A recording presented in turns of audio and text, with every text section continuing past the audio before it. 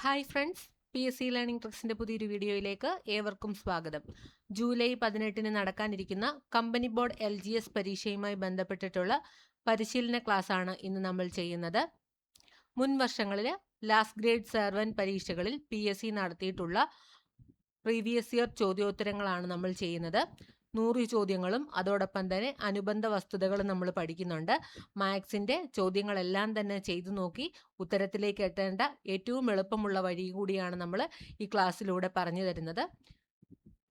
അപ്പോൾ നമ്മൾ ഇന്നത്തെ ക്ലാസ്സിലേക്ക് കടക്കുകയാണ്. അതിനു മുമ്പായിട്ട് നിങ്ങൾ മനസ്സിലാക്കേണ്ട ഒരു കാര്യമുണ്ട്. സിലബസ് ബേസ്ഡ് നമ്മൾ ടോപ്പിക്കുകൾ പഠിച്ചു പോകുന്നതിനോടൊപ്പം തന്നെ PSCയുടെ ചോദ്യപേപ്പറുകൾ ചെയ്തു നോക്കുന്നതാണ് ഏറ്റവും ഉചിതം. കാരണം നമ്മൾ പഠിച്ച എത്രത്തോളം ഭാഗങ്ങൾ പഠിച്ചു തീർത്തുവെന്നും അതിന് ചോദ്യങ്ങൾ ഏത് രീതിയിൽ വന്നാൽ അതിനെ എഴുതാനായിട്ട് സാധിക്കുകയും ചെയ്യുന്നുണ്ടെന്നുള്ളത് കൂടി നമ്മൾ മനസ്സിലാക്കേണ്ടതുണ്ട്. അതുകൊണ്ട് തന്നെ പ്രീവിയസ് ഇയർ ചോദ്യങ്ങൾ ചെയ്യുക എന്ന് പറയുന്നത് ഏറ്റവും നല്ലൊരു റാങ്ക് മേക്കിംഗ് പോയിന്റ് തന്നെയാണ്. അത് നിങ്ങളെല്ലാവരും ഫോളോ ചെയ്യണമെന്ന് ഞാൻ പറയുന്നു. അപ്പോൾ നമുക്ക് ഇന്നത്തെ ക്ലാസ്സിലേക്ക് കടക്കാം. അതിനു മുമ്പായിട്ട് ഈ ചാനൽ ആദ്യമായിട്ട് കാണുന്ന കൂട്ടുകാരുണ്ടെങ്കിൽ ചാനൽ ഒന്ന് സബ്സ്ക്രൈബ് ചെയ്യുക. ക്ലാസ്സുകൾ ഇഷ്ടപ്പെട്ടാൽ ലൈക്ക് ചെയ്യുക. അതോടൊപ്പം ഫ്രണ്ട്സിലേക്കൊക്കെ ഒന്ന് ഷെയർ ചെയ്തെത്തിക്കുക. അപ്പം നമുക്ക് ഇന്നത്തെ ക്ലാസ്സിലേക്ക് കടക്കാം. ഇന്നത്തെ ക്ലാസ്സിലേക്ക് നമ്മൾ എടുത്തിരിക്കുന്ന ചോദ്യ paper category code 151/2024. Category code 154/2024 ആണ്. ആദ്യത്തെ ചോദ്യം എന്താണെന്ന് നോക്കാം.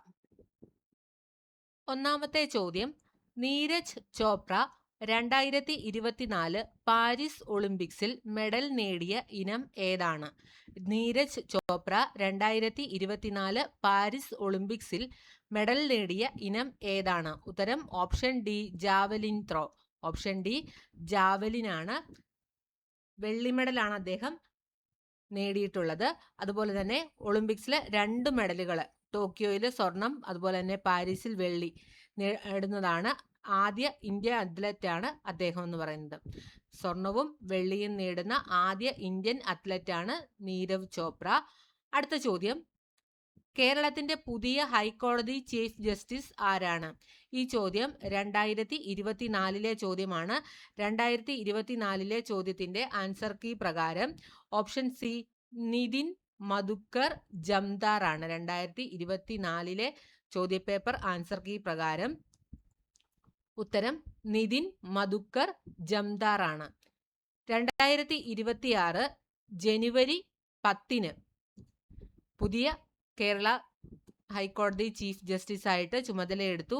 ആളുടെ പേരാണ് സൗമൻ സെൻ. 2026 ജനുവരി 10 മുതൽ ജസ്റ്റിസ് സൗമൻ സെൻ ആണെന്ന് കൂടി നിങ്ങൾ ഓർത്തിരിക്കുക. ജസ്റ്റിസ് നിതിൻ മധുക്കർ ജംദാർ വിരമിച്ചതിനെ തുടർന്നാണ് ഇപ്പോൾ പുതിയതായിട്ട് ജസ്റ്റിസ് സൗമൻ സെൻ അധികാരത്തിലേറ്റത്. അടുത്ത ചോദ്യം, എവിടെയാണ് Annie Besant home rule movement തുടങ്ങിയത്? എവിടെയാണ് Annie Besant home rule movement തുടങ്ങിയത്? ഉത്തരം option C, Madras. Option C, Madras ആണ് ശരിയായിട്ടുള്ള ഉത്തരം. Option C, Madras. അടുത്ത ചോദ്യം, 1913 തുടങ്ങിയ ഖാദർ മൂവ്മെന്റിന് നേതൃത്വം നൽകിയത് ആരാണ്? 1913 തുടങ്ങിയ ഖദാർ മൂവ്മെന്റിന് നേതൃത്വം നൽകിയത് ആരായിരുന്നു? ഉത്തരം ഓപ്ഷൻ ബി, ലാല ഹർദയാൽ. ഉത്തരം ഓപ്ഷൻ ബി, ലാല ഹർദയാൽ. അടുത്ത ചോദ്യം, താഴെ പറയുന്നവയിൽ ബാലഗംഗാധർ തിലകിന്റെ ജേണൽ ഏതാണ്? താഴെ പറയുന്നവയിൽ ബാലഗംഗാധർ തിലകിന്റെ ജേണൽ ഏതാണ്? ഉത്തരം option D, Maratha. Option D, മറാത്തയാണ്. ബാലഗംഗാധർ തിലകിന് 2 പ്രധാനപ്പെട്ട പത്രങ്ങൾ ഉണ്ടായിരുന്നു. ഒന്ന് കേസരി മറാത്തി ഭാഷയിലും അതുപോലെ തന്നെ മറാത്ത ഇംഗ്ലീഷ് ഭാഷയിലുമായിരുന്നു. ആറാമത്തെ ചോദ്യം, 3 റൗണ്ട് ടേബിൾ കോൺഫറൻസിലും പങ്കെടുത്ത വ്യക്തി ആരാണ്? 3 വട്ടമേശ സമ്മേളനങ്ങളിലും പങ്കെടുത്ത വ്യക്തി ആരാണ്? ഉത്തരം option A, doctor BR Ambedkar. Option A, doctor BR Ambedkar ആണ്. അംബേദ്കറെ കൂടാതെ റൊട്ടമലൈ ശ്രീനിവാസനും 3 സമ്മേളനങ്ങളിലും പങ്കെടുത്തിട്ടുണ്ട്. ഗാന്ധിജി പങ്കെടുത്തത് 2ാം വട്ടമേശ സമ്മേളനത്തിലാണ്. ഏഴാമത്തെ ചോദ്യം, ക്വിറ്റ് ഇന്ത്യ സമരകാലത്തെ ഇന്ത്യയിലെ വൈസ്രോയി ആരായിരുന്നു? ഉത്തരം option D, Lord Linlithgow. Lord Linlithgow. Quit India സമരകാലത്തെ ഇന്ത്യയിലെ വൈസ്രോയി ആരായിരുന്നു? ലോർഡ് ലിൻലിത്ഗോ ആയിരുന്നു. ഏറ്റവും കൂടുതൽ കാലം ഇന്ത്യയിൽ വൈസ്രോയി ആയിരുന്ന വ്യക്തിയാണ് അദ്ദേഹം. 8ാമത്തെ ചോദ്യം, PSC മെമ്പറെ പദവിയിൽ നിന്ന് നീക്കം ചെയ്യാനുള്ള അധികാരം ആർക്കാണ്? PSC മെമ്പറെ പദവിയിൽ നിന്ന് നീക്കം ചെയ്യാനുള്ള അധികാരം ആർക്കാണ്? ഉത്തരം ഓപ്ഷൻ ഡി, രാഷ്ട്രപതി. ഓപ്ഷൻ ഡി, രാഷ്ട്രപതി. സ്റ്റേറ്റ് PSC അംഗങ്ങളെ നിയമിക്കുന്നത് ഗവർണറാണ്. അവരെ നീക്കം ചെയ്യാനുള്ള അധികാരം രാഷ്ട്രപതിക്കാണ്. 9ാമത്തെ ചോദ്യം, മൗലിക കടമകൾ ഇന്ത്യൻ ഭരണഘടന എവിടെ നിന്നാണ് കടമെടുത്തത്? മൗലിക കടമകൾ ഇന്ത്യൻ ഭരണഘടന എവിടെ നിന്നാണ് കടമെടുത്തത്? ഉത്തരം option C, Soviet Union. Option C, Soviet Union. 1976 42ാം ഭേദഗതിയിലൂടെയാണ് സ്വരൺ സിംഗ് കമ്മിറ്റിയുടെ ശുപാർശ പ്രകാരം മൗലിക കടമകൾ ഇന്ത്യൻ ഭരണഘടനയിൽ ഉൾപ്പെടുത്തിയത്. മൗലിക കടമകൾ ഇന്ത്യൻ ഭരണഘടന എവിടെ നിന്നാണ് കടമെടുത്തത്? ഉത്തരം സോവിയറ്റ് യൂണിയൻ. 10ാമത്തെ ചോദ്യം, രാജ്യസഭ വൈസ് ചെയർമാൻ ആകേണ്ട പ്രായം. രാജ്യസഭ വൈസ് ചെയർമാൻ ആകേണ്ട പ്രായം. ഉത്തരം ഓപ്ഷൻ സി, 30. Option C, 30. രാജ്യസഭാ അംഗങ്ങളിൽ നിന്നാണ് വൈസ് ചെയർമാനെ നിയമിക്കുന്നത്. രാജ്യസഭയിൽ അംഗമാകാനുള്ള കുറഞ്ഞ പ്രായം 30 ആണ്. 11ാമത്തെ ചോദ്യം, ഭരണഘടനാ ഡ്രാഫ്റ്റിംഗ് കമ്മിറ്റിയിൽ അംഗമല്ലാത്ത ആൾ ആരാണ്? ഭരണഘടനാ ഡ്രാഫ്റ്റിംഗ് കമ്മിറ്റിയിൽ അംഗമല്ലാത്തയാൾ ആരാണ്? ഉത്തരം option D, doctor Rajendra Prasad. Option D, doctor Rajendra Prasad. അദ്ദേഹം ഭരണഘടനാ നിർമ്മാണ സഭയുടെ പ്രസിഡന്റ് ആയിരുന്നു. BR അംബേദ്കർ ആയിരുന്നു ഭരണഘടനാ ഡ്രാഫ്റ്റിംഗ് കമ്മിറ്റിയുടെ ചെയർമാൻ. 12ാമത്തെ ചോദ്യം, മതസ്വാതന്ത്ര്യം വ്യക്തിയുടെ അവകാശം സംരക്ഷിക്കുന്ന ഭരണഘടനാ അനുച്ഛേദം ഏതാണ്? മതസ്വാതന്ത്ര്യത്തിനുള്ള വ്യക്തിയുടെ അവകാശം സംരക്ഷിക്കുന്ന ഭരണഘടനാ അനുച്ഛേദം ഏതാണ്? ഉത്തരം option D, article 25. Article 25. Article 25 മുതൽ 28 വരെയുള്ള അനുച്ഛേദങ്ങളാണ് മതസ്വാതന്ത്ര്യത്തെക്കുറിച്ച് പറയുന്നത്. ഇതിൽ അനുച്ഛേദം 25 വ്യക്തിപരമായ മതവിശ്വാസത്തിനും പ്രചാരത്തിനുമുള്ള അവകാശമാണ് നൽകുന്നത്. അടുത്ത ചോദ്യം, 13ാമത്തെ ചോദ്യമാണ്, രണ്ടാം ബർദോളി എന്നറിയപ്പെടുന്ന കേരളത്തിലെ പ്രദേശം ഏതാണ്? രണ്ടാം ബർദോളി എന്നറിയപ്പെടുന്ന കേരളത്തിലെ പ്രദേശം ഓപ്ഷൻ ബി, പയ്യന്നൂർ. രണ്ടാം ബർദോളി എന്നറിയപ്പെടുന്നത് പയ്യന്നൂരാണ്. ഉപ്പ് സത്യാഗ്രഹവുമായി ബന്ധപ്പെട്ട പ്രവർത്തനങ്ങൾ കണക്കിലെടുത്താണ് ഗാന്ധിജിയാണ് പയ്യന്നൂരിനെ കേരളത്തിന്റെ രണ്ടാം ബർദോളി എന്ന് വിശേഷിപ്പിച്ചത്. അടുത്തത് 14ാമത്തെ ചോദ്യം, 1936 ക്ഷേത്രപ്രവേശന വിളംബരം നടത്തിയ തിരുവിതാംകൂർ രാജാവ് ആരാണ്? ഉത്തരം ഓപ്ഷൻ ഡി, ശ്രീ ചിത്തിര തിരുനാൾ ബാലരാമവർമ്മ. 1112 തുലാം 27, അതായത് 1936 നവംബർ 12-നാണ് ക്ഷേത്രപ്രവേശന വിളംബരം പുറപ്പെടുവിച്ചത്. അടുത്തത് 15ാമത്തെ ചോദ്യം, ആരുടെ അഭ്യർത്ഥന മാനിച്ചുകൊണ്ടാണ് 1932 ഒക്ടോബർ 2-ന് കെ കേളപ്പൻ ഗുരുവായൂർ സത്യാഗ്രഹം അവസാനിപ്പിച്ചത്?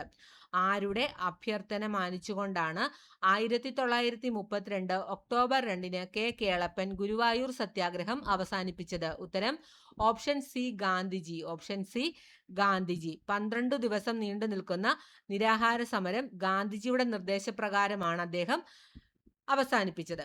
16ാമത്തെ ചോദ്യം, രണ്ടാം ഈഴവ മെമ്മോറിയൽ എന്നറിയപ്പെട്ട 1900 ഈഴവ മെമ്മോറിയൽ സമർപ്പിച്ചത് ആർക്കാണ്? ഉത്തരം option A, Lord Curzon. Option A, Lord Curzon.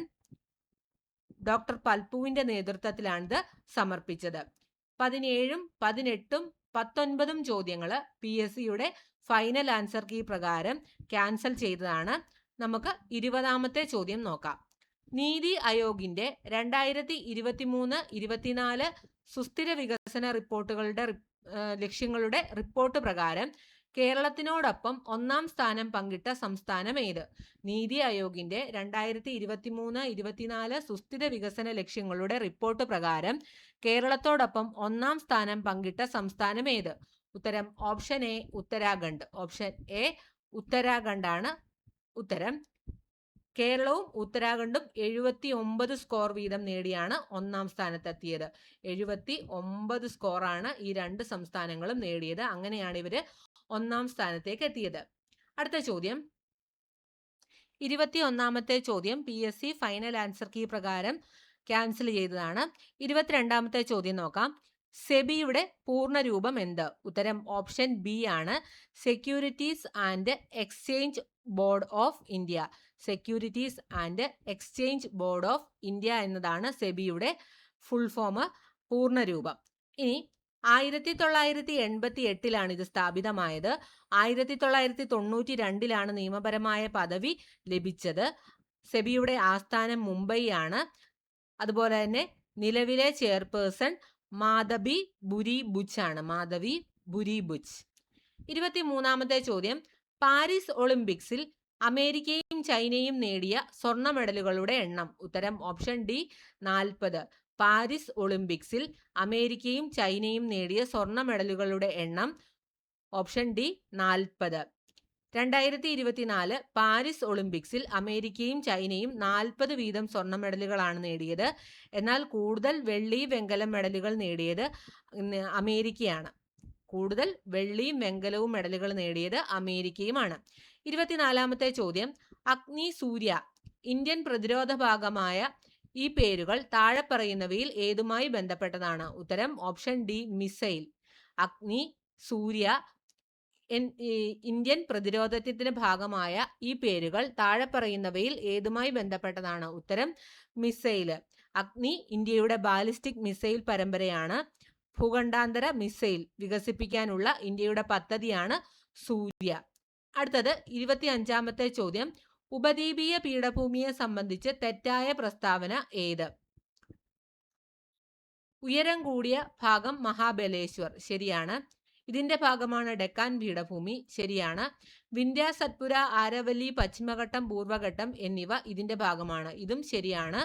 ഉപദ്വീപീയ പീഠഭൂമിയെക്കുറിച്ച് തെറ്റായ പ്രസ്താവനകൾ തന്നിട്ടില്ല. അതുകൊണ്ട് ഓപ്ഷൻ ഡി ഇവയൊന്നുമല്ല എന്നതാണ് ഉത്തരം. അടുത്ത ചോദ്യം നോക്കാം. ഇന്ത്യയിലെ സംസ്ഥാനങ്ങളെ സംബന്ധിച്ച് ശരിയല്ലാത്ത ജോഡി ഏത്? ഉത്തരം ഓപ്ഷൻ എ ആന്ധ്രാപ്രദേശ്, ഹൈദരാബാദ് എന്ന് തന്നിട്ടുള്ളതാണ്. കാരണം എന്താണ്? ആന്ധ്രാപ്രദേശിന്റെ തലസ്ഥാനം അമരാവതിയാണ്, ഹൈദരാബാദ് അല്ല. ഓക്കെ. അതുപോലെ തന്നെ തെലുങ്കാനയുടെ തലസ്ഥാനമാണ് ഹൈദരാബാദ് എന്ന് പറയുന്നത്. മറ്റുള്ള ജോഡികളെല്ലാം തന്നെ ശരിയായിട്ടുള്ളതാണ്. അതുകൊണ്ട് ഓപ്ഷൻ എ ആണ് തെറ്റായ ജോഡി, ആന്ധ്രാപ്രദേശ്, ഹൈദരാബാദ്. അടുത്ത ചോദ്യം. 27ാമത്തെ ചോദ്യം. ഇന്ത്യയെ സംബന്ധിച്ച് ശരിയായ പ്രസ്താവനകൾ ഏതെല്ലാം? ശരിയായ പ്രസ്താവനകൾ വായിക്കാം. 1. ലോകരാജ്യങ്ങളിൽ വലുപ്പത്തിൽ ഇന്ത്യയുടെ സ്ഥാനം 7ആണ്, ശരിയാണ്. അതുപോലെ തന്നെ ഇന്ത്യയുടെ ഹൃദയം എന്നറിയപ്പെടുന്ന സംസ്ഥാനം മധ്യപ്രദേശാണ്, ഇതും ശരിയാണ്. ഈ 2 പ്രസ്താവനകളാണ് ശരി. ഓപ്ഷൻ സി ആണ് ശരിയായിട്ടുള്ള ഉത്തരം. 1ഉം 3ഉമാണ് ശരിയായ പ്രസ്താവനകൾ. ഇനി രണ്ടാമത്തെ പ്രസ്താവന നോക്കിക്കേ. ഇന്ത്യയിൽ 29 സംസ്ഥാനങ്ങളും 8 കേന്ദ്രഭരണ പ്രദേശങ്ങളുമാണ് നിലവിലുള്ളത്. ഇത് തെറ്റായ പ്രസ്താവനയാണ്. ഇന്ത്യയിൽ എത്ര സംസ്ഥാനങ്ങളാണ്? 28 സംസ്ഥാനങ്ങളാണ്. അതുപോലെ തന്നെ കേന്ദ്രഭരണ പ്രദേശങ്ങൾ 8 എണ്ണമാണ്. അതുകൂടി ഓർത്തിരിക്കുക. അതുകൊണ്ടാണ് രണ്ടാമത്തെ പ്രസ്താവന തെറ്റായത്. ഇനി 28ാമത്തെ ചോദ്യം. ഉത്തരപർവ്വത മേഖലയെ സംബന്ധിച്ച് തെറ്റായ പ്രസ്താവന ഏത്? ഉത്തരപർവ്വത മേഖലയെ സംബന്ധിച്ച് തെറ്റായ പ്രസ്താവന എന്ന് പറയുന്നത് 3ാമത്തെ പ്രസ്താവനയാണ്. എവറസ്റ്റ് പോലെയുള്ള വമ്പൻ പർവ്വതങ്ങൾ സ്ഥിതി ചെയ്യുന്നത് സിവാലിക്കിലാണ്. ഇതാണ് തെറ്റായിട്ടുള്ള പ്രസ്താവന. ഓപ്ഷൻ സി ആണ് കറുപ്പിക്കേണ്ടത്. എവറസ്റ്റ് കൊടുമുടിയിൽ സ്ഥിതി ചെയ്യുന്ന ഹിമാലയത്തിലെ ഏറ്റവും ഉയർന്ന നിരയായ ഹിമാദ്രിയാണിത്. അത് ശിവാലിക്കിൻ്റെതാണെന്ന് തെറ്റായ പ്രസ്താവനയാണ്. ഹിമാലയത്തിലെ ഏറ്റവും തെക്കേ അറ്റത്തും ഉയരം കുറഞ്ഞതുമായ നിരയാണ് സിവാലിക്ക്. അടുത്തത് 29ാമത്തെ ചോദ്യം. പാകിസ്ഥാനുമായി അതിർത്തി പങ്കിടുന്ന സംസ്ഥാനങ്ങളിൽ ഉൾപ്പെടാത്തത് ഏത്? ഉത്തരം ഓപ്ഷൻ സി ഹരിയാന. പാകിസ്ഥാനുമായി അതിർത്തി പങ്കിടാത്ത സംസ്ഥാനങ്ങളിൽ ഒന്നാണ് ഹരിയാന. പാകിസ്ഥാനുമായി അതിർത്തി പങ്കിടുന്ന കേന്ദ്രഭരണ പ്രദേശങ്ങൾ ഏതൊക്കെയാണ്? ജമ്മു കാശ്മീറും ലഡാക്കുമാണ്. ഇന്ത്യ പാക് അതിർത്തി അറിയപ്പെടുന്നത് റാഡ്ക്ലിഫ് ലൈൻ എന്നാണ്. ഇന്ത്യ പാക് അതിർത്തി അറിയപ്പെടുന്നത് റാഡ്ക്ലിഫ് ലൈൻ എന്നാണ്. അടുത്തത് 30ാമത്തെ ചോദ്യം. കേരളത്തിലെ തദ്ദേശ സ്വയംഭരണ സ്ഥാപനങ്ങളെ സംബന്ധിച്ച് തെറ്റായ പ്രസ്താവന ഏത്? തെറ്റായിട്ടുള്ള പ്രസ്താവന 4ാമത്തേതാണ്. നിരവധി ഗ്രാമപ്രദേശങ്ങളും ഗ്രാമപഞ്ചായത്തുകൾ ചേർന്നതാണ് വാർഡ് പഞ്ചായത്ത് എന്നതാണ് തെറ്റായ പ്രസ്താവന. ഓപ്ഷൻ ഡി ആണ് നമുക്ക് കറുപ്പിക്കേണ്ടത്. നിരവധി വാർഡുകൾ ചേർന്നതാണ് ഗ്രാമപഞ്ചായത്ത്, അല്ലാതെ നിരവധി ഗ്രാമപഞ്ചായത്തുകൾ ചേർന്നതല്ല വാർഡ് പഞ്ചായത്ത്. ശ്രദ്ധിക്കുക, നിരവധി വാർഡുകൾ ചേർന്നതാണ് ഗ്രാമപഞ്ചായത്ത്. എന്നാൽ കേരളത്തിൽ എത്ര ഗ്രാമപഞ്ചായത്തുകളുണ്ട്? 941 ഗ്രാമപഞ്ചായത്ത്, 87 മുനിസിപ്പാലിറ്റി, 6 കോർപ്പറേഷൻ. ഓക്കെ ആണല്ലോ. അടുത്തത് 31ാമത്തെ ചോദ്യം. കേരളത്തിന്റെ സമുദ്രതീരം സംബന്ധിച്ച പ്രസ്താവനകളിൽ ശരിയായത് ഏതെല്ലാം? 1. കേരളത്തിന്റെ കടൽ തീരം 590 കിലോമീറ്റർ വ്യാപിച്ചിരിക്കുന്നു. ശരിയാണ്. നിലവിൽ സംസ്ഥാനത്ത് 222 കടലോര മത്സ്യഗ്രാമങ്ങളുണ്ട്. ശരിയാണ്. അടുത്തത്, മത്സ്യ മേഖലയുടെ ഉന്നമനത്തിനായി പ്രവർത്തിക്കുന്ന ഏജൻസിയാണ് കേരള ജലകൃഷി വികസന ഏജൻസി. അതും ശരിയാണ്. അതുകൊണ്ട് തന്നെ ഓപ്ഷൻ ഡി ആണ് ശരിയായിട്ടുള്ളത്. തന്നിട്ടുള്ള എല്ലാ പ്രസ്താവനകളും കേരളത്തിന്റെ സമുദ്രതീരവുമായി ബന്ധപ്പെട്ട് ശരിയായിട്ടുള്ളവയാണ്. അടുത്ത ചോദ്യം, 32ാമത്തെ ചോദ്യം. കേരളത്തിലെ വന്യജീവി സങ്കേതങ്ങളും ദേശീയ ഉദ്യാനങ്ങളും സംബന്ധിച്ച വിവരങ്ങളാണ് ചുവടെ. ഇവയിൽ ശരിയായ ജോഡികൾ ഏതെല്ലാം? ശരിയായിട്ട് നമുക്ക് തന്നിട്ടുള്ളത് പാമ്പാടും ചോല ഇടുക്കി, ആറളം വന്യജീവി സങ്കേതം കണ്ണൂര്. 2ഉം 3ഉം ഓപ്ഷൻ എ ആണ് ശരിയായിട്ടുള്ള ഉത്തരം. 2ഉം 3ഉമാണ് ശരിയായിട്ടുള്ള ഉത്തരങ്ങൾ. ഇനി എന്തുകൊണ്ടാണ് 1 തെറ്റാൻ കാരണം? മതികെട്ടാൻ ചോല വയനാട് ജില്ലയിലല്ല, ഇടുക്കി ജില്ലയിലാണ് മതികെട്ടാൻ ചോല. അതുപോലെ തന്നെ കരിമ്പുഴ വന്യജീവി സങ്കേതം എന്ന് പറയുന്നത് കൊല്ലം ജില്ലയിലല്ല, എവിടെയാണ്? മലപ്പുറം ജില്ലയിലാണ് കരിമ്പുഴ വന്യജീവി സങ്കേതം. ഇത് കേരളത്തിലെ 18ാമത്തെ വന്യജീവി സങ്കേതം കൂടിയാണ്.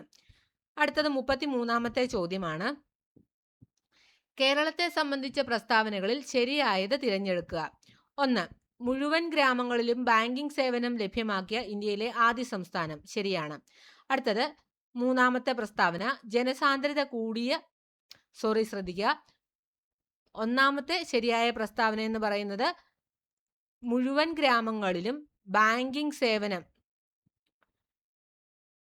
ലഭ്യമാക്കിയ ഇന്ത്യയിലെ ആദ്യ സംസ്ഥാനമെന്നും, 2ാമത്തത് കായിക വിദ്യാഭ്യാസം പാഠ്യപദ്ധതിയിൽ ഉൾപ്പെടുത്തിയ ആദ്യ സംസ്ഥാനം. ഇത് രണ്ടുമാണ് ശരിയായിട്ടുള്ള പ്രസ്താവനകൾ.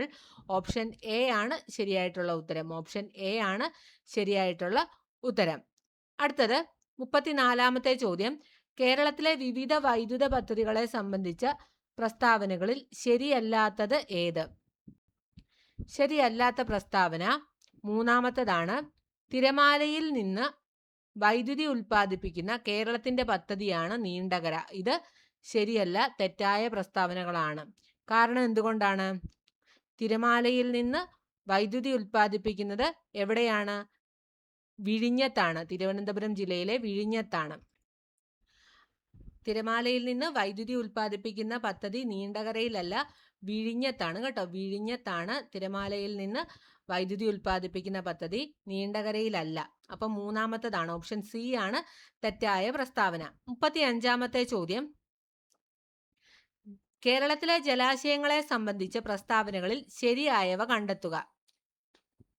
അഷ്ടമുടിക്കായൽ കേരളത്തിന്റെ കായലുകളിലേക്കുള്ള കവാടം എന്നറിയപ്പെടുന്നു. ശരിയാണ്. ഏറ്റവും വലിയ ശുദ്ധജല തടാകമാണ് ശാസ്താംകോട്ട. ശരിയാണ്. വേമ്പനാട്ടുകായൽ ആലപ്പുഴ, കോട്ടയം, എറണാകുളം ജില്ലകളിലായി വ്യാപിച്ചു കിടക്കുന്നു. ശരിയാണ്. തന്നിട്ടുള്ള എല്ലാം തന്നെ ശരിയായിട്ടുള്ള പ്രസ്താവനയാണ്. അതുകൊണ്ട് തന്നെ ഓപ്ഷൻ ഡി ആണ് ശരിയായ ഉത്തരം. അതുപോലെ തന്നെ അഷ്ടമുടിക്കായൽ എന്ന് പറയുന്നത് യുനെസ്കോയുടെ റംസാർ സൈറ്റുകളിൽ ഒന്നാണ്. പിന്നെ നമ്മൾ പറഞ്ഞു ഏറ്റവും വലിയ ശുദ്ധജല തടാകം ഏതാണ്? ശാസ്താംകോട്ട, കൊല്ലം ജില്ലയിലാണ്. പിന്നെ എന്താണ്? 3ാമത്തെ നമ്മുടെ വേമ്പനാട്ടു കായലിനെ ഏതൊക്കെ പേരിൽ അറിയപ്പെടുന്നു? കുട്ടനാടൻ കായലെന്നും കൊച്ചി കായലെന്നും ഒക്കെ പേരിൽ അറിയപ്പെടുന്നത് വേമ്പനാട്ടു കായലാണ്. അടുത്ത ചോദ്യം നോക്കാം. 36ാമത്തെ ചോദ്യം. കേരളത്തിലെ നദികളെ സംബന്ധിച്ച് ശരിയായത് ഏത്? ഓപ്ഷൻ സി ആണ് 3ാമത്തതാണ് ശരിയായിട്ടുള്ളത്. കുന്തിപ്പുഴ, പടിഞ്ഞാറോട്ട് എന്നതാണ് ശരിയായിട്ടുള്ളത്. അടുത്തത് 37ാമത്തെ ചോദ്യം. സമുദ്രനിരപ്പിൽ നിന്നുള്ള ഉയരത്തെ അടിസ്ഥാനമാക്കി കേരളത്തിന്റെ ഭൂപ്രകൃതിയിൽ ഉൾപ്പെടുന്നത് ഏതെല്ലാം? സമുദ്രനിരപ്പിൽ നിന്നുള്ള ഉയരത്തെ അടിസ്ഥാനമാക്കി കേരളത്തിന്റെ ഭൂപ്രകൃതി എന്തൊക്കെയാണുള്ളത്? മലനാട്, ഇടനാട്, തീരപ്രദേശം. 3 എണ്ണമാണ്. 1, 2, 3. ഓപ്ഷൻ എ ആണ് ശരിയായിട്ടുള്ള ഉത്തരം. സമതല പ്രദേശം എന്ന് പറയുന്നത് കേരളത്തിന്റെ ഭൂപ്രകൃതിയിൽ ഉൾപ്പെടുന്ന ഒന്നല്ല. സമതല പ്രദേശം കേട്ടോ. അതുപോലെ തന്നെ സമുദ്രനിരപ്പിൽ നിന്ന് 75 മീറ്ററിൽ കൂടുതലുള്ള പ്രദേശം മലനാടാണ്. 7.5 മീറ്ററിനും 75 മീറ്റർ വരെയുള്ളത് ഇടനാടാണ്. തീരപ്രദേശം എന്ന് പറഞ്ഞാൽ എത്രയാണ്? 7.5 മീറ്ററിന് താഴെയുള്ള ഭാഗമാണ് തീരപ്രദേശം എന്നറിയപ്പെടുന്നത്. ഇനി 38ാമത്തെ ചോദ്യം PSC ക്യാൻസൽ ചെയ്തതാണ്. 39 നോക്കാം. കേരളത്തിൽ തെക്ക് പടിഞ്ഞാറൻ മൺസൂണിനെ സംബന്ധിച്ച പ്രസ്താവനകളിൽ ശരിയായത് ഏതെല്ലാം? ഉത്തരം ഓപ്ഷൻ ബി ആണ്. അതായത് ജൂൺ മുതൽ സെപ്റ്റംബർ വരെ മഴ ലഭിക്കുന്നു. ഇത് ശരിയാണ്. അതുപോലെ തന്നെ ഇടവപ്പാതി എന്നും അറിയപ്പെടുന്നു. 1ഉം 2ഉം പ്രസ്താവനകളായ ഓപ്ഷൻ ബി ആണ് ശരിയായിട്ടുള്ളത്. കേരളത്തിലെ തെക്ക് പടിഞ്ഞാറൻ മൺസൂണിനെ സംബന്ധിച്ച് ശരിയായ പ്രസ്താവനകൾ ഏതൊക്കെയാണ്? ജൂൺ മുതൽ സെപ്റ്റംബർ വരെ മഴ ലഭിക്കുന്നു, ഇടവപ്പാതി എന്നും അറിയപ്പെടുന്നു. ഓപ്ഷൻ ബി ആണ് ശരിയായിട്ടുള്ള ഉത്തരം. തുലാവർഷം എന്നറിയപ്പെടുവോ? ഇല്ല. തുലാവർഷം എന്ന് പറയുന്നത് എന്താണ്? ഒക്ടോബർ നവംബർ മാസങ്ങളിൽ ലഭിക്കുന്ന വടക്കുകിഴക്കൻ മൺസൂണിനെയാണ് തുലാവർഷം എന്ന് പറയുന്നത്. 40ാമത്തെ ചോദ്യം, നിലവിൽ കേരളത്തിലെ ഏറ്റവും വലിയ ജില്ല ഏത്? ഉത്തരം option B Idukki. Option B Idukki. അടുത്തത് ഈ ചോദ്യവുമായി അനുബന്ധപ്പെട്ട് കേരളത്തിലെ ഏറ്റവും ചെറിയ ജില്ല ഏതെന്ന് ചോദിച്ചാൽ ഉത്തരം ആലപ്പുഴയാണ്. ഇനി 41ാമത്തെ ചോദ്യം, വരയാടിനെ സംരക്ഷിക്കാൻ പ്രൊജക്ട് നീലഗിരി താർ പദ്ധതി ആരംഭിച്ച സംസ്ഥാനം ഏത്? ഉത്തരം ഓപ്ഷൻ എ തമിഴ്നാട്. വരയാടിനെ അഥവാ നീലഗിരി താറിനെ സംരക്ഷിക്കാൻ പ്രൊജക്ട് നീലഗിരി താർ പദ്ധതി ആരംഭിച്ച സംസ്ഥാനം ഏതാണ്? ഉത്തരം തമിഴ്നാടാണ്.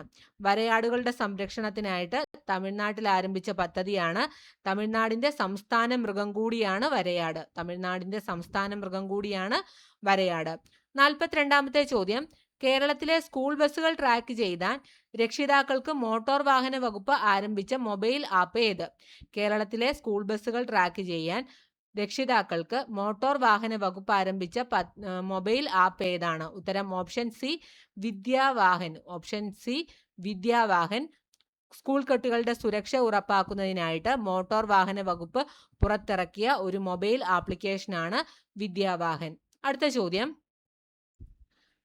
43ാമത്തെ ചോദ്യമാണ്, എല്ലാ ആദിവാസികൾക്കും അടിസ്ഥാന രേഖകൾ നൽകുന്ന ഇന്ത്യയിലെ ആദ്യ ജില്ല? എല്ലാ ആദിവാസികൾക്കും അടിസ്ഥാന രേഖകൾ നൽകുന്ന ഇന്ത്യയിലെ ആദ്യ ജില്ല ഏത്? ഉത്തരം option A Wayanad. Option A വയനാടാണ്. Akshaya big campaigning for document digitalisation പദ്ധതിയിലൂടെയാണ് ഈ നേട്ടം കൈവരിച്ചത്. അടുത്തത് 44ാമത്തെ ചോദ്യം, തിരുക്കൊച്ചി സംയോജനം നടന്നത് എപ്പോൾ? ഉത്തരം ഓപ്ഷൻ ബി ആണ് 1949 ജൂലൈ 1.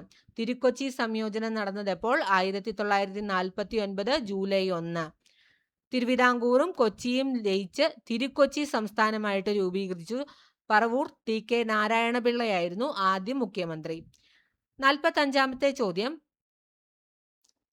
യുനെസ്കോയുടെ ലോക പൈതൃക പട്ടികയിൽ ഉൾപ്പെടുത്തിയ രണ്ടാമത്തെ കേരളീയ കലാരൂപം? യുനെസ്കോയുടെ ലോക പൈതൃക പട്ടികയിൽ ഉൾപ്പെടുത്തിയ രണ്ടാമത്തെ കേരളീയ കലാരൂപം ഏത്? ഉത്തരം ഓപ്ഷൻ ഡി മുടിയേറ്റ്. യുനെസ്കോയുടെ ലോക പൈതൃക പട്ടികയിൽ ഉൾപ്പെടുത്തിയ രണ്ടാമത്തെ കേരളീയ കലാരൂപമാണ് മുടിയേറ്റ്. 2010 മുടിയേറ്റ് ഈ പട്ടികയിൽ ഇടം പിടിച്ചത്. 2001 ആദ്യമായിട്ട് കൂടിയാട്ടമാണ് യുനെസ്കോയുടെ ലോക പൈതൃക പട്ടികയിൽ ഇടം പിടിച്ചത്. 46ാമത്തെ ചോദ്യം, നിബന്ധമാല എന്ന കൃതി രചിച്ചത് ആരാണ്? നിബന്ധമാല എന്ന കൃതി രചിച്ചത് ആരാണ്? ഉത്തരം ഓപ്ഷൻ സി വിഷ്ണുകൃഷ്ണ ചിപ്ലുങ്കർ. വിഷ്ണുകൃഷ്ണ ചിപ്ലുങ്കർ ആണ് നിബന്ധമാല എന്ന കൃതി രചിച്ചത്. മറാത്തി ഭാഷയിലെ ശിവാജി എന്നും അദ്ദേഹം അറിയപ്പെടുന്നുണ്ട്. 47ാമത്തെ ചോദ്യം, അർജുന അവാർഡ് നേടിയ ആദ്യ മലയാളി ആര്? ഉത്തരം option A C Balakrishnan. Arjuna award നേടിയ ആദ്യ മലയാളി ആര്? സി ബാലകൃഷ്ണൻ. 1965 മൗണ്ടനേറിയനിങ് ആണ് ഇദ്ദേഹത്തിന് അവാർഡ് ലഭിച്ചത്. അത്ലറ്റിക്സിൽ ആദ്യമായി ലഭിച്ചത് TC യോഹന്നാനാണ്. അടുത്തത് 48ാമത്തെ ചോദ്യം, ഇന്ത്യൻ ഗവൺമെന്റിന്റെ കീഴിൽ വരുന്ന ISROയുടെ പുതിയ വാണിജ്യ വിഭാഗം? ഇന്ത്യൻ ഗവൺമെന്റിന്റെ കീഴിൽ വരുന്ന ISROയുടെ പുതിയ വാണിജ്യ വിഭാഗം? ഉത്തരം option A new space India limited. New space India limited. 2019 ഇത് സ്ഥാപിതമായത്. ആസ്ഥാനം ബാംഗ്ലൂരാണ്. ന്യൂ സ്പേസ് ഇന്ത്യ ലിമിറ്റഡ് സ്ഥാപിതമായത് 2019. ആസ്ഥാനം എവിടെയാണ്? ബാംഗ്ലൂരാണ്. നോട്ട് ചെയ്ത് വെക്കുക, ബാംഗ്ലൂരാണ് ആസ്ഥാനം. 49ാമത്തെ ചോദ്യം, 2023 IPL ചരിത്രത്തിലെ ആദ്യ ഇമ്പാക്ട് പ്ലെയർ ആരാണ്? 2023 IPL ചരിത്രത്തിലെ ആദ്യ ഇമ്പാക്ട് പ്ലെയർ ആരാണ്? ഉത്തരം option C Tushar Deshpande. Option C Tushar ദേശ്പാണ്ഡാണ്. ചെന്നൈ സൂപ്പർ കിങ്സ് താരമായ ഇദ്ദേഹം ഗുജറാത്ത് ടൈറ്റൻസിനെതിരെയുള്ള മത്സരത്തിലാണ് ഇമ്പാക്ട് പ്ലെയർ ആയത്. 50-ാമത്തെ ചോദ്യം, ജ്ഞാനപ്പാന പുരസ്കാരം 2023 നേടിയതാര്? ഉത്തരം B Madhusoodanan Nair. Option V Madhusoodanan നായരാണ് ജ്ഞാനപ്പാന പുരസ്കാരം 2023 നേടിയത്. ഗുരുവായൂർ ദേവസ്വം നൽകുന്ന പുരസ്കാരമാണിത്. അടുത്തത് 51-ാമത്തെ ചോദ്യം, ചന്ദ്രയാൻ 3 വിക്ഷേപിച്ചത് എന്നാണ്? ചന്ദ്രയാൻ 3 വിക്ഷേപിച്ചത് ഓപ്ഷൻ ഡി ആണ് 2023 ജൂലൈ 14. ശ്രീഹരിക്കോട്ടയിലെ സതീഷ് ധവാൻ സ്പേസ് സെന്ററിൽ നിന്നാണ് വിക്ഷേപിച്ചത്. ഓഗസ്റ്റ് 23 ചന്ദ്രനിൽ ലാൻഡ് ചെയ്തു. ഈ ദിവസമാണ് ദേശീയ ബഹിരാകാശ ദിനമായിട്ട് ആചരിക്കുന്നത്. അടുത്ത ചോദ്യം നോക്കാം. 52-ാമത്തെ ചോദ്യം, മലപ്പുറം താനൂർ ബോട്ട് അപകടത്തെക്കുറിച്ച് അന്വേഷിച്ച ജുഡീഷ്യൽ കമ്മീഷൻ ഏത്? മലപ്പുറം താനൂർ ബോട്ട് അപകടത്തെക്കുറിച്ച് അന്വേഷിച്ച ജുഡീഷ്യൽ കമ്മീഷൻ ആര്? ഉത്തരം option A V K Mohan commission. 2023 May മാസത്തിലെ മലപ്പുറം താനൂരിലെ തൂവൽ തീരത്തുണ്ടായ ബോട്ട് അപകടത്തെക്കുറിച്ച് അന്വേഷിക്കാനാണ് retired justice V K Mohan കമ്മീഷനെ സർക്കാർ നിയോഗിച്ചത്. 53-ാമത്തെ ചോദ്യം, താഴെ പറയുന്നവയിൽ അസ്ഥികളുടെ ആരോഗ്യത്തിന് അത്യാവശ്യം വേണ്ട വിറ്റാമിൻ ഏത്? ഉത്തരം option B vitamin D. Option B vitamin D ആണ് വേണ്ടത്. കാൽസ്യത്തെ ആഗീകരണം ചെയ്യാൻ സഹായിക്കുന്ന വൈറ്റമിൻ ആണ് വൈറ്റമിൻ ഡി. ഇതിന്റെ കുറവ് മൂലമാണ് കുട്ടികളിൽ റിസ്ക് എന്ന രോഗം ഉണ്ടാകുന്നത്. സൂര്യപ്രകാശത്തിൽ നിന്ന് ലഭിക്കുന്ന വൈറ്റമിൻ ആണ് വൈറ്റമിൻ ഡി. അതുകൊണ്ട് തന്നെ ഇതിനെ സൺഷൈൻ വൈറ്റമിൻ എന്നും അറിയപ്പെടുന്നുണ്ട്. അടുത്ത ചോദ്യം, വന്യജീവികളോടൊപ്പം ചരിത്ര സ്മാരകങ്ങളെയും പ്രകൃതി വിഭവങ്ങളെയും ഭൗമ സവിശേഷതകളും സംരക്ഷിക്കുന്നതിനായി പ്രഖ്യാപിക്കപ്പെട്ടിരിക്കുന്ന വനമേഖല ഏത്? ഉത്തരം ഓപ്ഷൻ എ നാഷണൽ പാർക്കുകൾ. 55-ാമത്തെ ചോദ്യം, താഴെ പറയുന്നവയിൽ ഏത് കാർഷിക വിളയിൽ പെടുന്നതാണ് വെള്ളായനി ഹ്രസ്വ? ഉത്തരം ഓപ്ഷൻ ബി കിഴങ്ങുവർഗം. വെള്ളായനി ഹ്രസ്വ എന്നത് ഏത് കാർഷിക വിളയാണ്? കിഴങ്ങുവർഗമാണ്. അടുത്തത് 56-ാമത്തെ ചോദ്യം, വിസർജ്യ വസ്തുക്കളുടെ സാന്നിധ്യം മൂലം മലിനമാക്കപ്പെട്ട കുടിവെള്ളം ഉപയോഗിക്കുന്നതിലൂടെ ഉണ്ടാകുന്ന രോഗമേത്? ഉത്തരം മലേറിയ. Option D malaria. വിസർജ്യ വസ്തുക്കളുടെ സാന്നിധ്യം മൂലം മലിനമാക്കപ്പെട്ട കുടിവെള്ളം ഉപയോഗിക്കുന്നതിലൂടെ ഉണ്ടാകുന്ന രോഗമേത്? ഉത്തരം ഡയേറിയ. കോളറ, ടൈഫോയിഡ് എന്നിവ മലിനജലത്തിലൂടെ പകരുന്ന രോഗങ്ങളാണ്. ഇതിന് വിപരീതമായിട്ട് മലേറിയ കൊതുക് വഴി പരത്തുന്ന രോഗം കൂടിയാണ്. ഇനി 57-ാമത്തെ ചോദ്യം, മനുഷ്യ രക്തപര്യന വ്യവസ്ഥയുമായി ബന്ധപ്പെട്ട പ്രസ്താവനകൾ പരിശോധിച്ച് ചുവടെ നൽകിയിരിക്കുന്നവയിൽ നിന്നും ശരി ഉത്തരം തിരഞ്ഞെടുത്ത് എഴുതുക. ശരിയായിട്ടുള്ള ഉത്തരം 4-ാമത്തെ പ്രസ്താവനയാണ്. ശ്വാസകോശ ധമനി അശുദ്ധ രക്തം വഹിക്കുന്നു എന്നതാണ് ശരിയായിട്ടുള്ള ഉത്തരം. ഓപ്ഷൻ സി ആണ് ശരിയായ പ്രസ്താവന. ഓപ്ഷൻ സി ആണ്. ഇനി സാധാരണയായി ധമനികൾ ശുദ്ധരക്തത്തെയാണ് വഹിക്കുന്നത്. എന്നാൽ ശ്വാസകോശ ധമനി മാത്രം അശുദ്ധ രക്തത്തെ വഹിക്കുന്നു. അതുപോലെ സിരകൾ അശുദ്ധം രക്തം വഹിക്കുമ്പോൾ ശ്വാസകോശ സിര മാത്രം ശുദ്ധരക്തം വഹിക്കുകയും ചെയ്യുന്നു. 58-ാമത്തെ ചോദ്യം, കേംബ്രിഡ്ജ് യൂണിവേഴ്സിറ്റിയിലെ ഗവേഷകർ കൃത്രിമ രീതിയിൽ വികസിപ്പിച്ചെടുത്ത ബാക്ടീരിയ ഏത്? ഉത്തരം ഓപ്ഷൻ ഡി ഈകോളി ബാക്ടീരിയ. കേംബ്രിഡ്ജ് യൂണിവേഴ്സിറ്റിയിലെ ഗവേഷകർ കൃത്രിമ രീതിയിൽ സൃഷ്ടിച്ചെടുത്ത ബാക്ടീരിയ. ഉത്തരം ഓപ്ഷൻ ഡി ഈകോളി ബാക്ടീരിയ. 59-ാമത്തെ ചോദ്യം, കമ്പ്യൂട്ടറുകളെ ചിന്തകൾ കൊണ്ട് നിയന്ത്രിക്കുന്നതിനായി മനുഷ്യ മസ്തിഷ്കത്തിൽ വയർലെസ് ചിപ്പ് സ്ഥാപിച്ച് പരീക്ഷണം നടത്തുന്ന ഇലോൺ മസ്കിന്റെ കമ്പനി. ഉത്തരം ഓപ്ഷൻ ഡി ന്യൂറാലിങ്ക് കോർപ്പറേഷൻ ആണ്. കമ്പ്യൂട്ടറുകളെ ചിന്തകൾ കൊണ്ട് നിയന്ത്രിക്കുന്നതിനായി മനുഷ്യ മസ്തിഷ്കത്തിൽ വയർലെസ് ചിപ്പ് സ്ഥാപിച്ച് പരീക്ഷണം നടത്തുന്ന ഇലോൺ മസ്കിന്റെ കമ്പനിയാണ് ന്യൂറാലിങ്ക് കോർപ്പറേഷൻ. അടുത്ത ചോദ്യം, ആറ്റത്തിലെ ഏതു കണത്തിന്റെ സാന്നിധ്യമാണ് ജെ തോംസൺ കണ്ടെത്തിയത്? ആറ്റത്തിലെ ഏത് കണത്തിന്റെ സാന്നിധ്യമാണ്? ഉത്തരം ഓപ്ഷൻ ബി ഇലക്ട്രോൺ ആണ് ജെ തോംസൺ കണ്ടെത്തിയത്. 1897 കാഥോഡ് റേ പരീക്ഷണത്തിലൂടെയാണ് അദ്ദേഹം ഇലക്ട്രോൺ കണ്ടെത്തിയത്.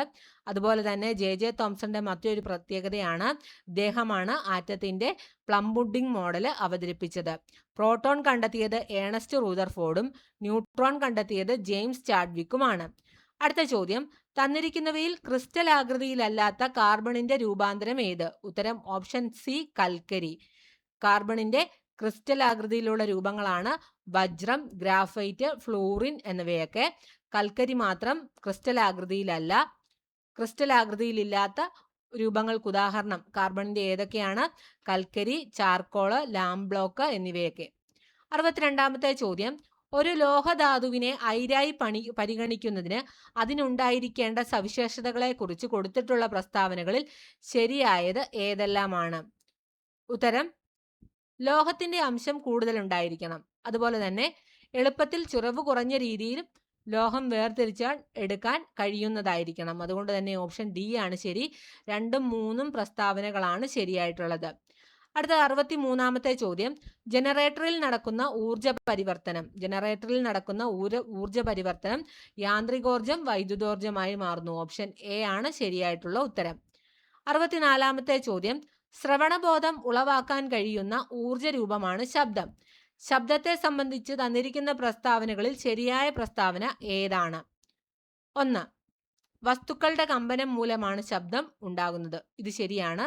അടുത്തത്, ശബ്ദത്തിന് സഞ്ചരിക്കാൻ മാധ്യമം ആവശ്യമാണ്. ഇതും ശരിയാണ്. ഓപ്ഷൻ ബി ആണ് ശരിയായിട്ടുള്ള ഉത്തരം. എന്തുകൊണ്ടാണ് 3ാമത്തെ പ്രസ്താവന തെറ്റായത്? 3ാമത്തെ പ്രസ്താവന തെറ്റാൻ കാരണം മനുഷ്യരുടെ ശ്രവണപരിധി എന്ന് പറയുന്നത് 20 ഹെർട്സ് മുതൽ 20,000 ഹെർട്സ് വരെയാണ്. ഇവിടെ തന്നിരിക്കുന്നത് 2000 ഹെർട്സ് വരെ എന്നാണ്. അത് തെറ്റാണ്. മനുഷ്യരുടെ ശ്രവണപരിധി 20 ഹെർട്സ് മുതൽ 20,000 ഹെർട്സ് വരെയാണ്. അതുകൊണ്ട് തന്നെ നമ്മുടെ ഉത്തരം ഓപ്ഷൻ ബി ആണ്. 65ാമത്തെ ചോദ്യം, കേരള ഗവൺമെന്റിന്റെ ഡ്രൈവിംഗ് ലൈസൻസ് സേവനങ്ങൾക്ക് വേണ്ടിയുള്ള സോഫ്റ്റ്വെയർ ഏതാണ്? കേരള ഗവൺമെന്റിന്റെ ഡ്രൈവിംഗ് ലൈസൻസ് സേവനങ്ങൾക്ക് വേണ്ടിയുള്ള സോഫ്റ്റ്വെയർ ഏതാണ്? ഉത്തരം ഓപ്ഷൻ ബി സാരഥി. ഓപ്ഷൻ ബി സാരഥി. വാഹന രജിസ്ട്രേഷനുമായി ബന്ധപ്പെട്ട സേവനങ്ങൾക്ക് ഉപയോഗിക്കുന്ന സോഫ്റ്റ്വെയർ ആണ് വാഹൻ. ഇത് രണ്ടും വികസിപ്പിച്ചെടുത്തത് നാഷണൽ ഇൻഫോർമാറ്റിക്സ് സെന്റർ ആണ്.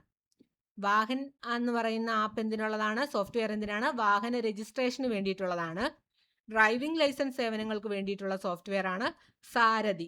66ാമത്തെ ചോദ്യം, ഏതു മേഖലയിലുള്ളവർക്കാണ് രാഷ്ട്രീയ വിജ്ഞാൻ പുരസ്കാരം നൽകപ്പെടുന്നത്? ഏതു മേഖലയിലുള്ളവർക്കാണ് രാഷ്ട്രീയ വിജ്ഞാൻ പുരസ്കാരം നൽകപ്പെടുന്നത്?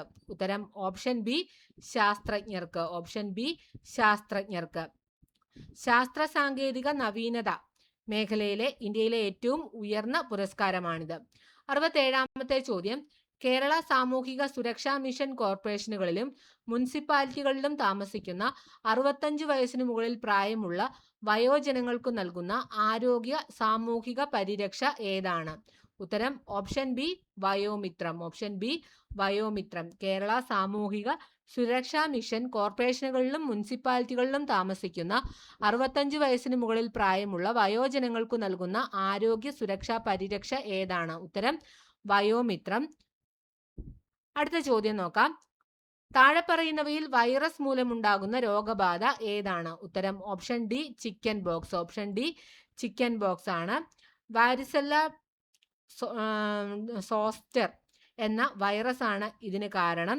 കോളറ, ട്യൂബർകുലോസിസ്, കുഷ്ഠം എന്നിവയൊക്കെ ബാക്ടീരിയ മൂലമുണ്ടാകുന്ന രോഗങ്ങളാണ്. 69ാമത്തെ ചോദ്യം, ജീവകം B12 അപര്യാപ്തത മൂലമുണ്ടാകുന്ന രോഗം ഏതാണ്? ഉത്തരം ഓപ്ഷൻ സി പെർനീഷ്യസ് അനീമിയ. ജീവകം B12 അപര്യാപ്തത മൂലമുണ്ടാകുന്ന രോഗം ഏതാണ്? Pernicious anaemia. അതുപോലെ തന്നെ ജീവകം B12 ശാസ്ത്രീയ നാമം സൈനോകൊലാബുലിൻ എന്നാണ്. സ്കിർവി, വൈറ്റമിൻ സി, അതുപോലെ തന്നെ നിശാന്തത, വൈറ്റമിൻ എ എന്നിവയാണ് മറ്റ് വിറ്റാമിൻ്റെ കുറവ് മൂലമുണ്ടാകുന്ന രോഗങ്ങൾ. 70ാമത്തെ ചോദ്യം, പ്രഥമ ശുശ്രൂഷയുടെ ലക്ഷ്യങ്ങൾ എന്തെല്ലാം? വേദന കുറയ്ക്കുക, ജീവൻ രക്ഷിക്കുക, ഗുരുതരാവസ്ഥ ഒഴിവാക്കുക. ഇതെല്ലാം തന്നെ പ്രഥമ ശുശ്രൂഷയുടെ ലക്ഷ്യങ്ങളാണ്. അതുകൊണ്ട് തന്നെ ഓപ്ഷൻ ഡി ആണ് ശരിയായിട്ടുള്ള ഉത്തരം. മുകളിൽ പറഞ്ഞത് എല്ലാം. 71ാമത്തെ ചോദ്യം, ജീവിതശൈലി രോഗങ്ങൾ ഉണ്ടാകുന്നതിനുള്ള പ്രധാന കാരണം താഴെ പറയുന്നതിൽ ഏതാണ്? ഉത്തരം അനാരോഗ്യമായ ഭക്ഷണശീലമാണ് ജീവിതശൈലി രോഗത്തിനുള്ള പ്രധാന കാരണം. വ്യായാമക്കുറപ്പ്, അതുപോലെ തന്നെ പുകയിലയുടെ ഉപയോഗം, മാനസിക സമ്മർദ്ദം എന്നിവയും ജീവിതശൈലി രോഗങ്ങൾക്ക് കാരണമാകുന്നു. 72ാമത്തെ ചോദ്യം, മാംസ്യത്തിന്റെ കുറവ് മൂലമുണ്ടാകുന്ന രോഗം ഏത്? ഉത്തരം ഓപ്ഷൻ സി ക്വാഷിയോക്കർ. മാംസ്യത്തിന്റെ കുറവ് മൂലമുണ്ടാകുന്ന രോഗം ഏതാണ്? ക്വാഷിയോക്കർ. അതുപോലെ തന്നെ മാംസ്യത്തിന്റെ കുറവ് മൂലമുണ്ടാകുന്ന രോഗമാണ് ക്വാഷിയോക്കർ. അതുപോലെ തന്നെ മാംസ്യത്തിന്റെ കുറവ് മൂലം കുട്ടികളിൽ ഉണ്ടാകുന്ന മറ്റൊരു രോഗമാണ് മരാസ്മസ്. അതുപോലെ തന്നെ വിളർച്ച എന്ന് പറയുന്നത് ഇരുമ്പിന്റെ കുറവ് മൂലവും, പെല്ലഗ്ര എന്ന് പറയുന്നത് വൈറ്റമിൻ B3യുടെ നിയാസിന്റെ കുറവ് മൂലവും ഉണ്ടാകുന്നതാണ്. B3യുടെ പേരാണ് നിയാസിൻ. നിയാസിന്റെ കുറവ് മൂലം ഉണ്ടാകുന്നതാണ് പെല്ലഗ്ര. ഇരുമ്പിന്റെ കുറവ് മൂലം ഉണ്ടാകുന്നതാണ് വിളർച്ച. ഓക്കെ ആണല്ലോ. അടുത്ത ചോദ്യം, 73ാമത്തെ ചോദ്യം, COVID-19 കാരണമായ രോഗാണുക്കൾ ഏത് വിഭാഗത്തിൽ പെടുന്നു? ഉത്തരം ഓപ്ഷൻ എ വൈറസ്. COVID-19 കാരണമായ രോഗാണുക്കൾ ഏത് വർഗത്തിൽ പെടുന്നു? വൈറസ്. അടുത്ത ചോദ്യം, മാരകമായ അസുഖങ്ങൾ കാരണം ദുരിതമനുഭവിക്കുന്ന 18 വയസ്സിൽ താഴെ പ്രായമുള്ള കുട്ടികൾക്ക് സൗജന്യ ചികിത്സ നൽകുന്ന കേരള സർക്കാരിന്റെ പദ്ധതി? ഉത്തരം ഓപ്ഷൻ ബി താലോലം. ഓപ്ഷൻ ബി താലോലം. കേരള സോഷ്യൽ സെക്യൂരിറ്റി മിഷൻ വഴിയാണ് ഈ പദ്ധതി നടപ്പിലാക്കുന്നത്. ഹൃദയ സംബന്ധമായ അസുഖങ്ങൾ, വൃക്കാരോഗങ്ങൾ തുടങ്ങിയവയൊക്കെ ഇതിൽ പെടുന്നുണ്ട്. 75ാമത്തെ ചോദ്യം, വില്ലൻ ചുമയ്ക്ക് കാരണമാകുന്ന രോഗകാരി ഏത്? വില്ലൻ ചുമയ്ക്ക് കാരണമാകുന്ന രോഗകാരി ഇതിലേതാണ്? ഉത്തരം ഓപ്ഷൻ എ ബോർഡെല്ലറ്റ പെർട്ടൂസിസ്. ബോർഡെല്ലറ്റ പെർട്ടൂസിസ് ആണ് ഉത്തരമായിട്ട് വരുന്നത്. 76ാമത്തെ ചോദ്യം, ചിക്കൻ ബോക്സിന്റെ പ്രതിരോധ വാക്സിൻ ഏതാണ്? ചിക്കൻ ബോക്സിന്റെ പ്രതിരോധത്തിനുള്ള വാക്സിൻ ഏതാണ്? ഉത്തരം option C varicella vaccine. Varicella vaccine ആണ് ഉത്തരം. അടുത്തത് 77ാമത്തെ ചോദ്യം, ആന്റിബയോട്ടിക്കിന്റെ അമിത വിനിയോഗം തടയുന്നതിനായി കേരള സംസ്ഥാനം ആരംഭിച്ച പുതിയ പദ്ധതി ഏതാണ്? ഉത്തരം ഓപ്പറേഷൻ അമൃത്. ആന്റിബയോട്ടിക്കിന്റെ അമിത വിനിയോഗം തടയുന്നതിനായിട്ട് കേരള സംസ്ഥാനം ആരംഭിച്ച പുതിയ പദ്ധതിയാണ് ഓപ്പറേഷൻ അമൃത്. അതായത് ഡോക്ടറുടെ കുറിപ്പില്ലാതെ ആന്റിബയോട്ടിക്കുകൾ കൊടുക്കുന്നത് തടയുക എന്നത് ലക്ഷ്യമിട്ടുകൊണ്ടാണ് ഓപ്പറേഷൻ അമൃത് നിലവിൽ വന്നത്. 78ാമത്തെ ചോദ്യം, 2023 ഇന്ത്യയിൽ ഏറ്റവും കൂടുതൽ മരണമുണ്ടാക്കിയ ജീവിതശൈലി രോഗം ഏത്? ഉത്തരം ഓപ്ഷൻ എ ഹൃദ്രോഗം. ഓപ്ഷൻ എ ഹൃദ്രോഗം. ലോകമെമ്പാടുമുള്ള മരണങ്ങളുടെ പ്രധാന കാരണങ്ങളിലൊന്ന് ഹൃദയ സംബന്ധമായ അസുഖങ്ങളായി കണ്ടെത്തി. ഇനി 79ാമത്തെ ചോദ്യം, കേരള സംസ്ഥാന ആരോഗ്യ ഏജൻസി 2023-24 ശ്രവണ വൈകല്യം ബാധിച്ച 5 വയസ്സിൽ താഴെയുള്ള കുട്ടികൾക്ക് കോക്ലിയർ ഇംപ്ലാന്റേഷൻ ശസ്ത്രക്രിയ സൗജന്യമായി നൽകുന്ന സംരംഭം ഏത്? ഉത്തരം ഓപ്ഷൻ സി ശ്രുതി തരംഗം. PSC ഒരുപാട് തവണ ചോദിച്ചിട്ടുള്ളൊരു ചോദ്യമാണ് ശ്രുതി തരംഗം എന്ന പദ്ധതിയുമായി ബന്ധപ്പെട്ട ചോദ്യം. ഇത് ഭാഗികമായോ പൂർണ്ണമായോ കേൾവിശക്തി ഇല്ലാത്ത കുട്ടികൾക്ക് വേണ്ടിയിട്ടുള്ള പദ്ധതിയാണ്. അടുത്തത് 80ാമത്തെ ചോദ്യം, കേരള സർക്കാരിന്റെ ദിശ ഹെൽപ്പ് ലൈൻ നമ്പർ ഏതാണ്? കേരള സർക്കാരിന്റെ ദിശ ഹെൽപ്പ് ലൈൻ നമ്പർ ഏതാണ്? ഉത്തരം ഓപ്ഷൻ ഡി 1056 എന്നതാണ് കേരള സർക്കാരിന്റെ ദിശ ഹെൽപ്പ് ലൈൻ നമ്പർ 1056. അടുത്തത് 81ാമത്തെ ചോദ്യമാണ്. നോക്കാം. 81ാമത്തെ ചോദ്യമാണ്. മാത്സിന്റെ ചോദ്യങ്ങൾ സ്റ്റാർട്ട് ചെയ്യുകയാണ്. ഓരോ ചോദ്യങ്ങളും എങ്ങനെയാണ് ചെയ്യേണ്ടതെന്ന് ഇവിടെ കൊടുത്തിട്ടുണ്ട്. എളുപ്പമുള്ള ചോദ്യങ്ങൾ ആൻസർ പറഞ്ഞു പോകുന്നു. ഡൗട്ട് ഉള്ളത് നിങ്ങൾക്ക് ചോദിക്കാം. ഞാനിവിടെ ചെയ്തു കൊടുത്തിട്ടുള്ള ചോദ്യങ്ങളിലും നിങ്ങൾക്ക് എന്തെങ്കിലും ഡൗട്ട് ഉണ്ടെങ്കിൽ കമന്റ് ബോക്സിൽ ചോദിക്കാവുന്നതാണ്. പറഞ്ഞു തരുന്നതായിരിക്കും. അപ്പോൾ നമുക്ക് 81ാമത്തെ ചോദ്യം നോക്കാം. ചോദ്യം ഇതാണ്: ഒരാൾ തന്റെ സമ്പാദ്യത്തിന്റെ 7ൽ 2 ഭാഗം ഒന്നാമത്തെ മകനും 5ൽ 2 ഭാഗം രണ്ടാമത്തെ മകനും ബാക്കിയുള്ളത് മൂന്നാമത്തെ മകനും നൽകി എങ്കിൽ മൂന്നാമത്തെ മകന് ആകെ സമ്പാദ്യത്തിന്റെ എത്ര ഭാഗമാണ് ലഭിച്ചത്? ഒരാൾ തന്റെ സമ്പാദ്യത്തിന്റെ 7ൽ 2 ഭാഗം ഒന്നാമത്തെ മകനും 5ൽ 2 ഭാഗം രണ്ടാമത്തെ മകനും ബാക്കിയുള്ളത് മൂന്നാമത്തെ മകനും നൽകി എങ്കിൽ മൂന്നാമത്തെ മകന് ആകെ സമ്പാദ്യത്തിന്റെ എത്ര ഭാഗമാണ് ലഭിച്ചത് എന്നാണ് ചോദ്യം. ഇവിടെ നമ്മൾ ആകെ സമ്പാദ്യത്തിനെ ഒന്നായിട്ട് എടുക്കുകയാണ്. ആകെ സമ്പാദ്യം എന്ന് പറയുന്നത് ഒന്നെന്ന് എടുക്കുന്നു. അതിൽ ഒന്നാമത്തെ മകന്റെ ഭാഗം തന്നിട്ടുണ്ട്. എത്രയാണ്? 7ൽ 2 ഭാഗം. രണ്ടാമത്തെ മകന് 5ൽ 2 ഭാഗം. ഇനി ഈ 2 മക്കൾക്ക് കൂടി ആകെ എത്ര ഭാഗം കിട്ടിയെന്ന് ആദ്യം നോക്കണം. അതിനെ രണ്ടിനെയും കൂടെ കൂട്ടുക. കൂട്ടുമ്പോൾ നമുക്ക് കൂട്ടേണ്ട വിധം ഇവിടെ ചെയ്തു കൊടുത്തിട്ടുണ്ട്. നോക്കാം. കൂട്ടുമ്പോൾ നമുക്ക് എത്ര കിട്ടും? 35ൽ 24 എന്ന് കിട്ടും. ഇനി മൂന്നാമത്തെ മകന്റെ ഭാഗം കാണാൻ വേണ്ടി നമ്മൾ പറഞ്ഞു ആകെ സമ്പാദ്യത്തെ നമ്മൾ ഇവിടെ ഒന്നായിട്ട് എടുത്തു. ഈ ഒന്നിൽ നിന്ന് ഈ 2 മക്കളുടെ ഭാഗങ്ങളും കൂടെ കൂട്ടിച്ചേർത്തതിനെ കുറയ്ക്കുമ്പോഴാണ് നമുക്ക് മൂന്നാമത്തെ മകന്റെ ഭാഗം കിട്ടുന്നത്. ഉത്തരം 11/35. ഓപ്ഷൻ ബി ആണ് ഉത്തരമായിട്ട് വരുന്നത്. ഒന്നുകൂടെ പറയാം. ആകെ സമ്പാദ്യം നമ്മൾ ഇവിടെ ഒന്നായിട്ട് എടുക്കുന്നു. അതിനുശേഷം എന്ത് ചെയ്യും? ഒന്നാമത്തെ മകന്റെ ഭാഗവും രണ്ടാമത്തെ മകന്റെ ഭാഗവും തമ്മിൽ കൂട്ടുമ്പോൾ നമുക്ക് 24/35 കിട്ടും. അപ്പൊ അത് രണ്ടും കിട്ടി. രണ്ടുപേരുടെയും കിട്ടി. അപ്പം ടോട്ടൽ സമ്പാദ്യം എന്ന് പറഞ്ഞ് ഒന്നെന്ന് എടുത്തു. ഒന്നിൽ നിന്ന് ഈ 2 മക്കളുടെയും ഭാഗങ്ങൾ കുറയ്ക്കുമ്പോൾ നമുക്ക് മൂന്നാമത്തെ മകന്റെ ഭാഗം കിട്ടും. ഉത്തരം 11/35. മനസ്സിലായി എന്ന് വിശ്വസിക്കുന്നു. ഡൗട്ട് ഉണ്ടെങ്കിൽ ചോദിക്കാം. അടുത്ത ചോദ്യം നോക്കാം. 1 മീറ്റർ നീളമുള്ള റിബണിൽ നിന്നും 0.63 മീറ്റർ നീളമുള്ള റിബൺ മുറിച്ചു മാറ്റിയാൽ ബാക്കിയുള്ള റിബണിന്റെ നീളം. 1 മീറ്റർ നീളമുള്ള റിബണിൽ നിന്നും 0.63 മീറ്റർ മുറിച്ചു മാറ്റിയാൽ ബാക്കി എത്ര ഉണ്ടെന്ന ചോദ്യം.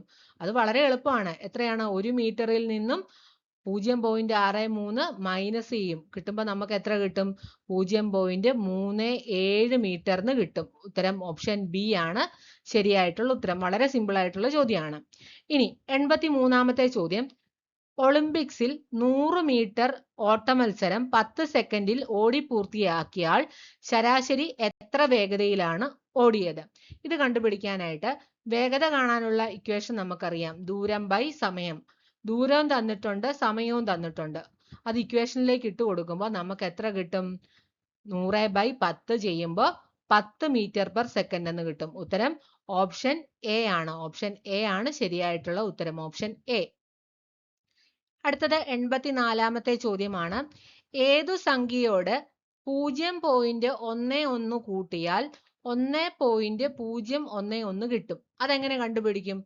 ഈ 1.011 നിന്നും 0.11 കുറച്ചാൽ നമുക്ക് ഉത്തരം കിട്ടും. നോക്കിക്കേ, ഉത്തരം ഇവിടെ എത്രയാ? 0.900. ഓപ്ഷൻ ബി ആണ് ശരിയായിട്ടുള്ള ഉത്തരം വരുന്നത്. Option B.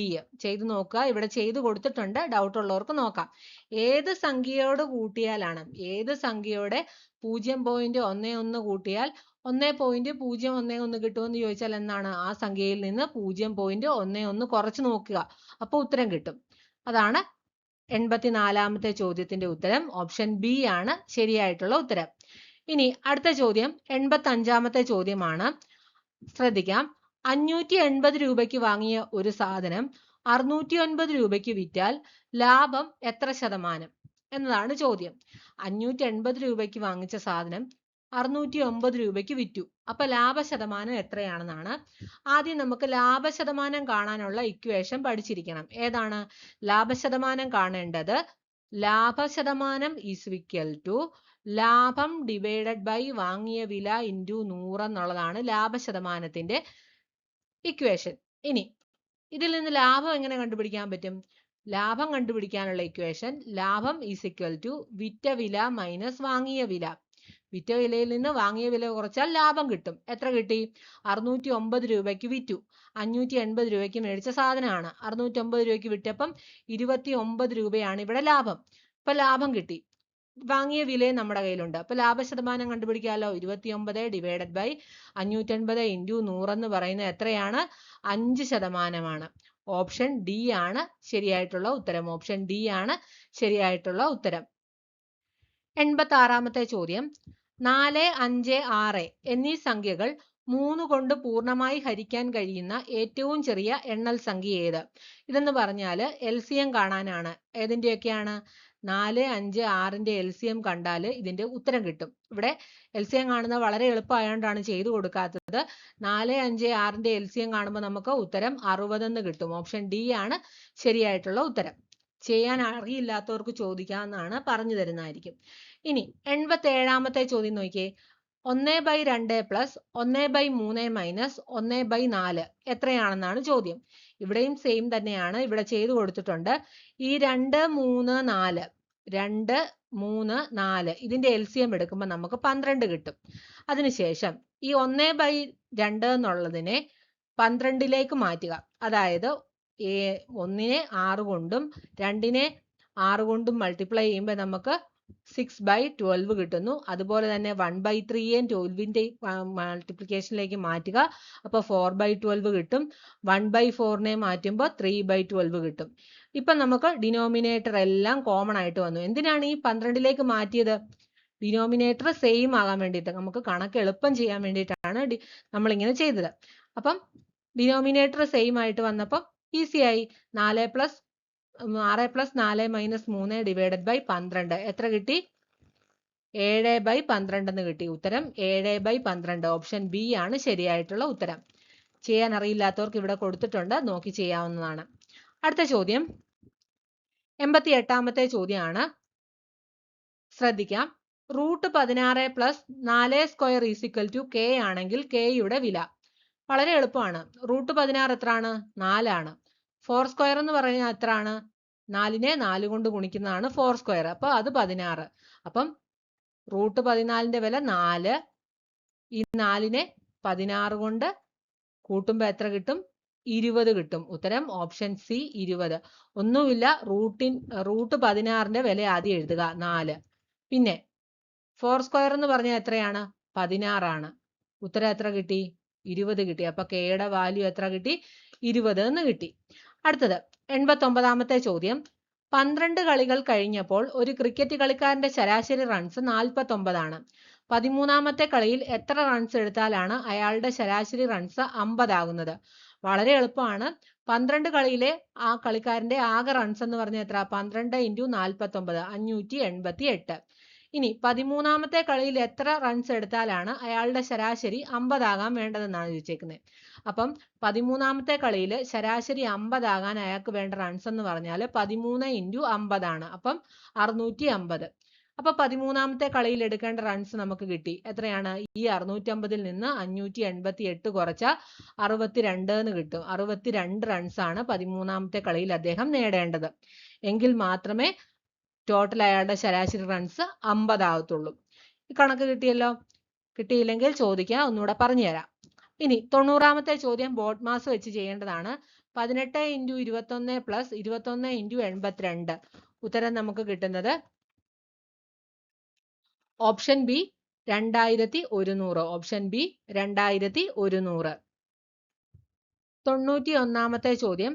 താഴെ തന്നിരിക്കുന്നവയിൽ കൂട്ടത്തിൽപ്പെടാത്ത സംഗീത ഉപകരണം ഏത്? ഉത്തരം ഓപ്ഷൻ സി ഓടക്കുഴൽ. കാരണം എന്താ? ഓടക്കുഴൽ ഒരു സുഷിരവാദ്യമാണ്. ഗിറ്റാറും വീണയും വയലിനും ഒന്നും ഒരു സുഷിരവാദ്യമല്ല. അടുത്തത് 92ാമത്തെ ചോദ്യം. ശ്രദ്ധിക്കാം. ഒരാൾ ഒരു സ്ഥലത്ത് നിന്നും 200 മീറ്റർ തെക്കോട്ട് നടക്കുന്നു. തുടർന്ന് 160 മീറ്റർ വലത്തോട്ട് നടക്കുന്നു. തുടർന്ന് 200 മീറ്റർ വലത്തോട്ട് നടക്കുന്നു. അതിനുശേഷം 50 മീറ്റർ ഇടത്തോട്ട് നടന്നു നിൽക്കുന്നു. ഇപ്പോൾ അയാൾ യാത്ര തുടങ്ങിയിടത്തു നിന്നും എത്ര അകലെയാണെന്നാണ് ചോദ്യം. ചോദ്യം ഇവിടെ ചെയ്തു കൊടുത്തിട്ടുണ്ട്. വളരെ ഈസിയാണ്.